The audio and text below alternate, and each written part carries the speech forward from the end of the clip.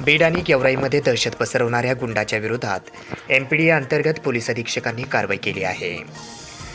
चोरी, घरफोडी, रॉबरी, खुनाचा प्रयत्न करणे यासह दंगा करून बीड आणि गेवराई शहरासह हद्दीमध्ये दहशत पसरवणाऱ्या पेठबीड भागातील भीमा लक्ष्मण मस्के या गुंडाविरुद्ध पोलीस प्रशासनाने MPDAची कारवाई केली आहे.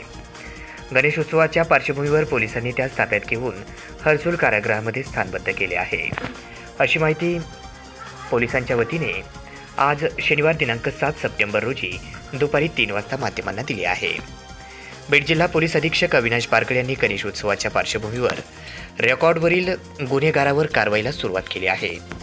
गेवराई, तलवाडा, पेठबीड, शिवाजीनगर, धारूर, वडवणी या ठिकाणी चोरी करणे, चोरीच्या मालाची हेरफेरी करणे, पुरावा नष्ट करणे, रस्ता अडविणे, खुनाचा प्रयत्न करणे अशा विविध स्वरूपाच्या 9 गुन्ह्यांची नोंद असलेल्या भीमा लक्ष्मण मस्के वय 42 वर्ष राहणार पेठबीड याच्याविरुद्ध MPDA अंतर्गत ही कारवाई केली आहे.